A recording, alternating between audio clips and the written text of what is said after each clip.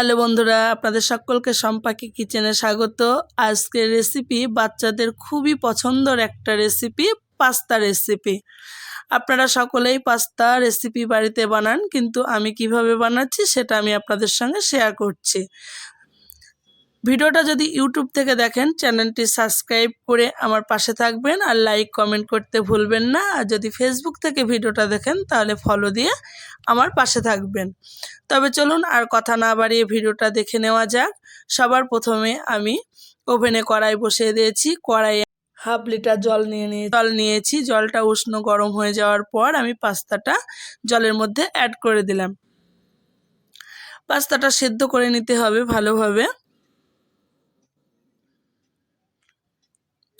আর সবজির জন্য আমি নিয়েছি এখানে গাজর কুচি আর টমেটো কুচি। আপনারা চাইলে অন্য সবজিও এখানে অ্যাড করতে পারেন। তবে চলুন পাস্তাটা কত দূর হলো দেখে নেওয়া যাক। পাস্তাটা খুব বেশি সেদ্ধ করা যাবে না, না হলে গলে যাবে। পাস্তাটা হাত দিয়ে টিপে ধরলে আপনারা বুঝতে পারবেন পাস্তাটা সেদ্ধ হয়ে গেছে। এবার আমি একটা ঝান্না বাটির সাহায্যে আমি পাস্তার জলটা ঝরিয়ে নেব। আবারও আমি ওভেনে কড়াই বসিয়ে দিয়েছি। কড়াইয়ে পরিমাণ মতো সরিষার তেল অ্যাড করে দিলাম। আপনারা এখানে চাইলে সাদা তেলেও রান্নাটা করতে পারেন। এবার আমি আগে থেকে যে গাজরটা কুচিয়ে রেখেছিলাম সেই কুচানো গাজরটা আমি ভেজে নেব।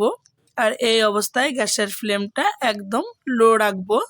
আর গাজর ভাজার সময় অল্প সামান্য পরিমাণে লবণ অ্যাড করে গাজরটা ভাজবেন, তাহলে গাজরটা তাড়াতাড়ি ভাজা হয়ে যাবে এবং সেদ্ধ হয়ে যাবে।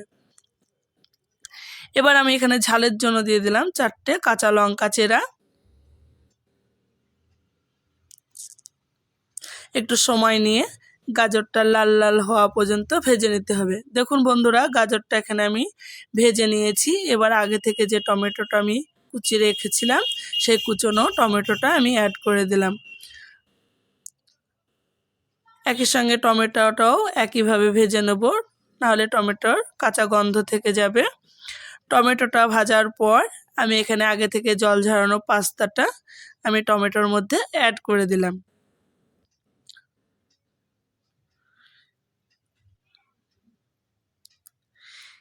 এবার এর মধ্যে দিয়ে দেব স্বাদ মতো লবণ। গ্যাসের ফ্লেমটা লো রেখে আমি পাস্তাটা একটু সময় নিয়ে ভেজে নেব। পাস্তাটা ভাজা হয়ে গেছে। এবার এর মধ্যে আমি দিয়ে দেব কিছুটা ধনেপাতা কুচি,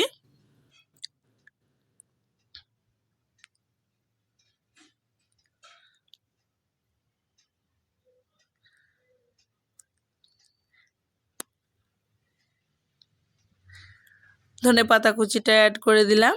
আর দিয়ে দেব পাস্তা মশলা।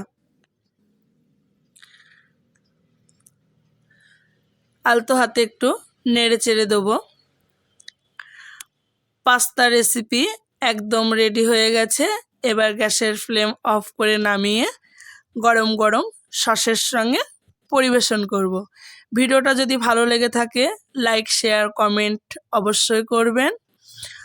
আর নতুন বন্ধুরা যদি ভিডিওটা দেখে থাকেন চ্যানেলটি সাবস্ক্রাইব করে আমার পাশে থাকবেন। আপনাদের সঙ্গে দেখা হবে নতুন কোনো একটা রেসিপি নিয়ে। ধন্যবাদ।